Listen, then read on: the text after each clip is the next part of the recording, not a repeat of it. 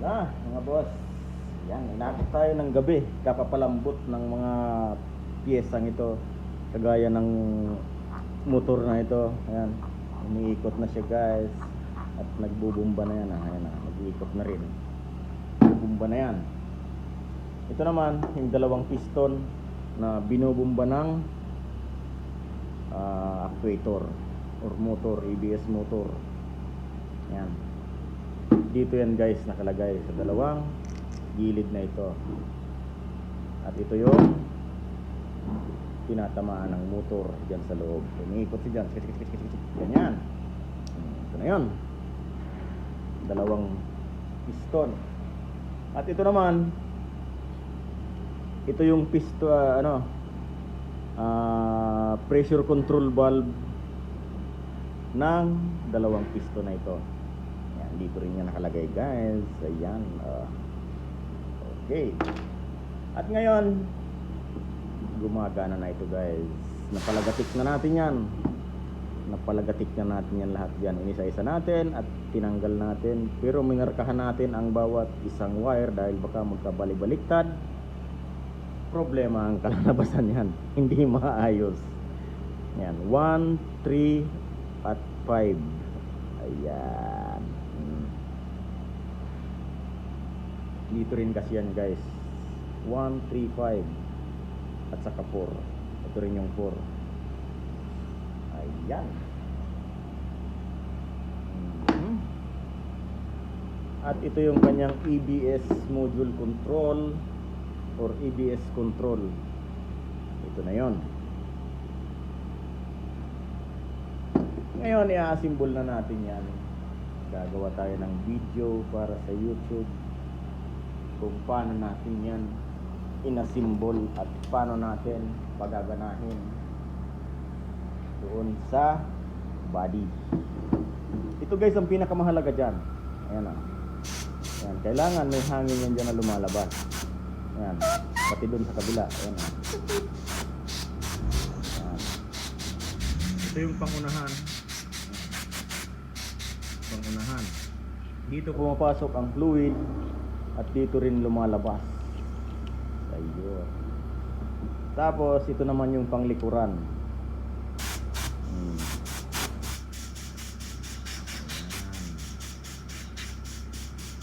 Lahat yan guys konektado pati dito sa bumba niya. Ayan. Kailangan bumabalik din yan dahil kapag hindi yan guys bumabalik, mag-i-stuck ang preno nyo. Kailangan papasok palabas, meron siyang butas para hindi kayo ma-stuck ng preno. Kapag nag-stuck ang preno, kahit anong plate nyo yan, wala yan, nakalock yan, babalik at babalik pa rin yan. Yan, bubuhin na natin guys. Made in Germany.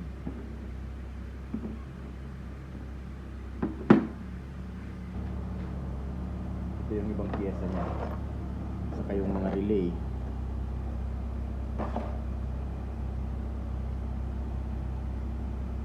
Itong walang hiyang ABS motor na to, ayaw pumasok yung carbon.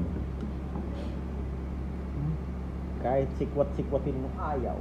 Talagang gusto niya ng magpalagay ng guide. Nalagyan natin, ito ba yun? Ganito ba yun? O pataob nga.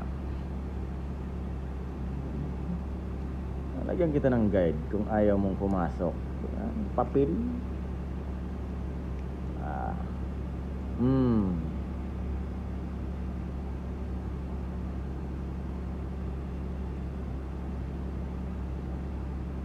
Pag hindi ka pumasok, ewan ko na lang.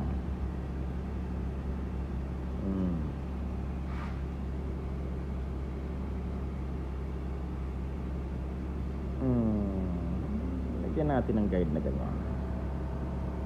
Ayan. Nasaan na yun? Ganito. Ganito or ganito? Ito nga. Ganito nga guys. Ayan.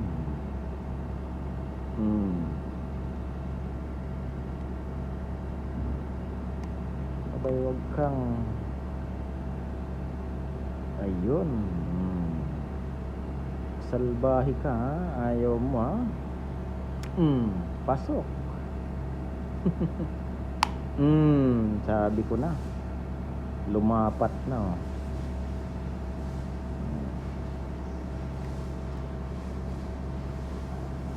Nasaan na ba yung apat na karbon? Ayan.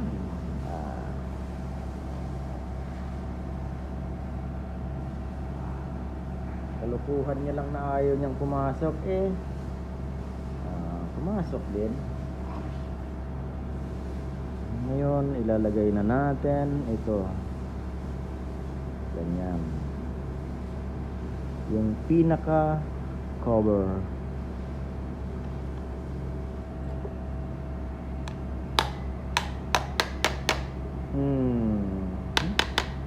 Tapos hindi na umikot. Patay tayo dyan. Ito lang pala magpapapasok sa kanya Ay, umiikot pa naman pala.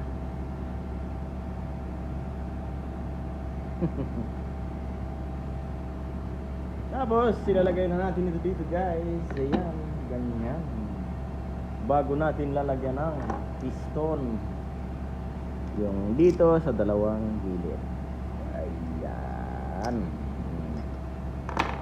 Kung may piyesa lang sana yan guys, puro yan bago. Kaya lang wala. Kaya tiyaga tayo sa repair. Reuse pala, reuse. And guys, tinesting na natin yan. Nilagyan natin ng brake oil dyan. Hinigop niya na at sumirit na siya. Ayan o. Lakas. Ang lakas ng bomba.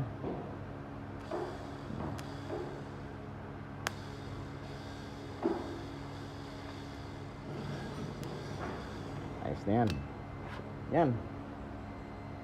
Kukumplituhan natin. Lalagyan natin ito ng anong tawag doon? Pressure control valve. Ito panglikod. Dalawa. Panglikod yan. Ito pangunahan. Lalagay na natin ang pressure control valve. Ayan. Lagyan natin ang padulas na brake fluid para tuloy-tuloy ang pagpasok sa loob. Ayan. Ang lakas ng pressure guys Ibig sabihin wala siyang singaw kasi bumabalik siya. Ayan. Ito pa.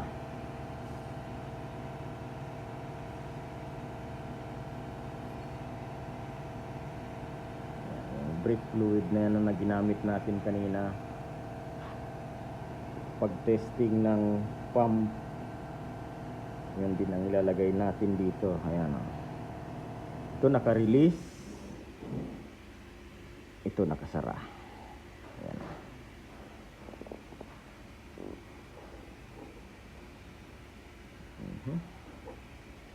Lagyan natin dito sa likod ng counting grasa. Ayan. Tapos dito rin sa butas na ito guys. Ayan para hindi siya mag-stack up.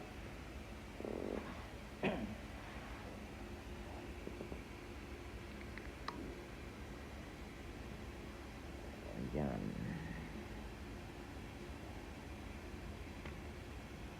Tanggalin natin uli dahil maglalagay tayo ng Loctite guys. Ayan.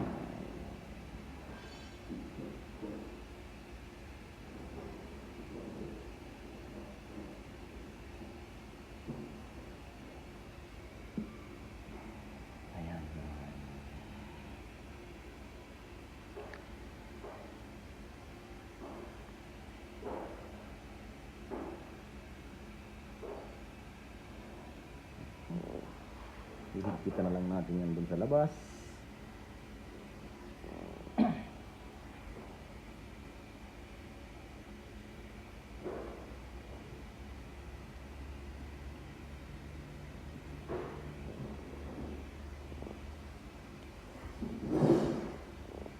Ito, pwede kayo maglagay ng grasa dito kasi ito panglabas, ito hindi ito pang loob.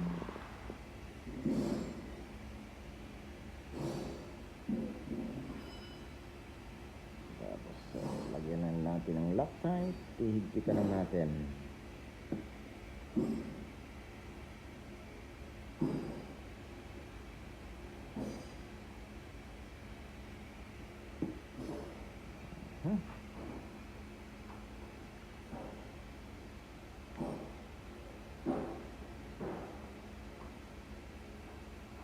Ayan, higpitan na lang natin guys. So, whoop, mukhang ABS na. Lalo na kapag nailagay na natin ito lahat. ABS na yan. Ayan. Yeah guys, higpitan na natin. Ngayon, susubukan natin kung malakas ang press.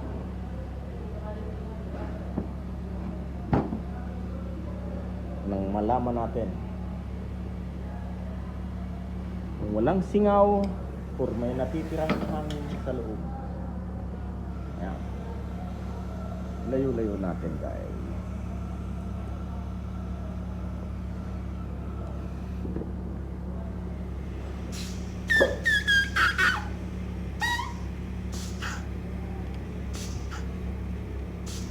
Yan, meron.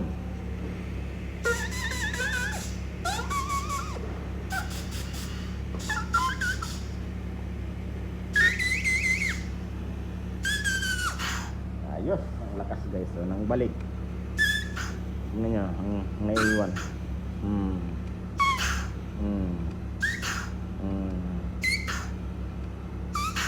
Ibig sabihin kapag ganyan guys, lumalaban na ang control valve na ito. Yan o. Yan.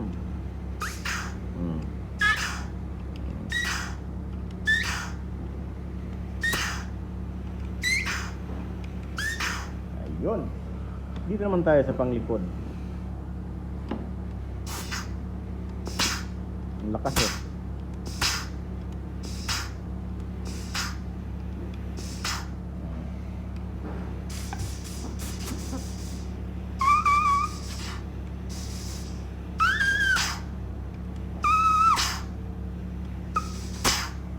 Ayos.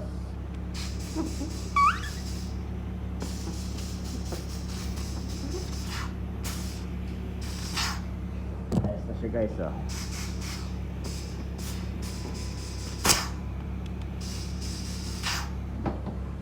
Ayan.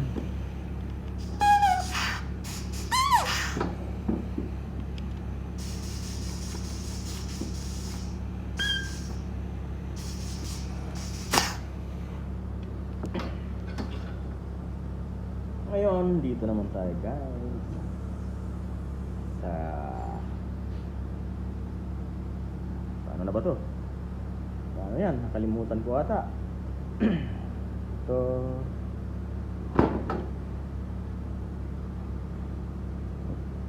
dito ata ito.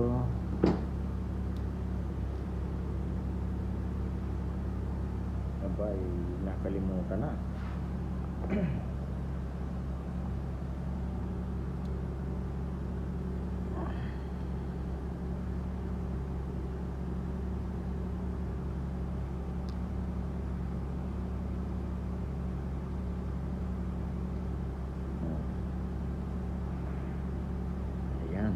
Diyan siya. Oh, lumulubog. Lumulubog ng kaunti. Nasaan yung number 5? Ito yung number 5.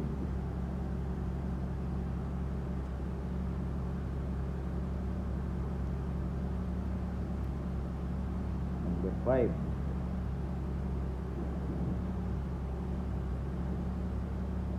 Ayan guys, ayan, number 5. number 5 pin. Sunod, number 3. Ito. Number 3 pin. Ayan. Sunod, number 1. Number 1 pin.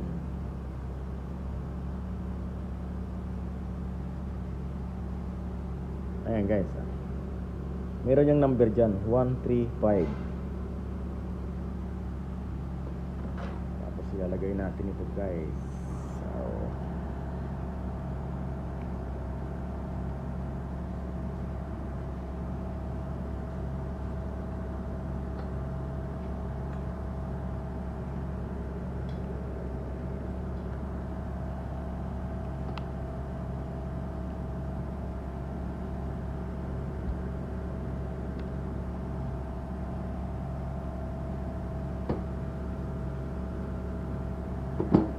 mali sa butas yung tatlo. Hindi tumama sa butas sa guide. Ayan. Ayan si Tatang hindi pumasok ng matino.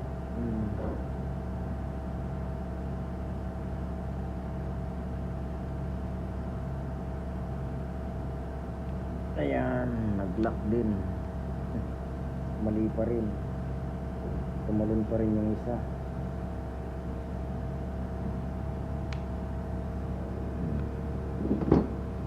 Guys,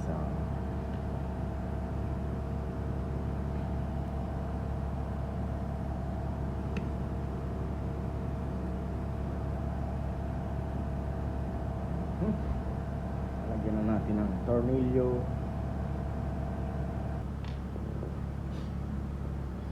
Ububo tayong konti guys, malamig kasi ang panahon, mahirap pag taglamig guys.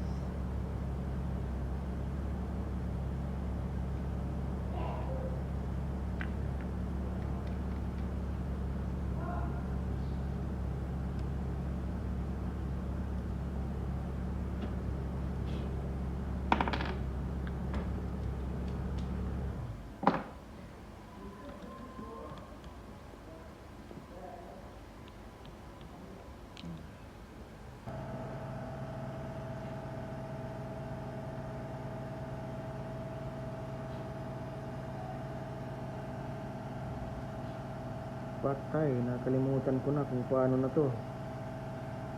Dito pala ito sa likod. Ayan.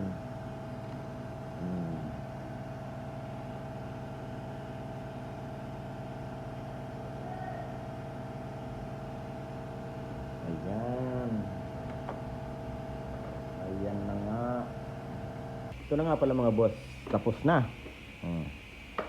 Kakabit na lang natin yan dun sa body. Maghihintay pa tayo ng isang tubo or copper tube. Hindi pala siya copper tube, steel tube. Papalitan natin ng isa dahil pumutok yun. Ayan. Pumutok yun sa sobrang kalawang.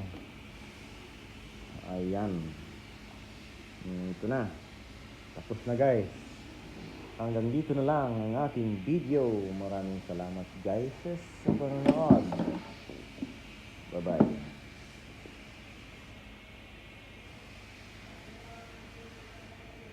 Corvette EBS repair.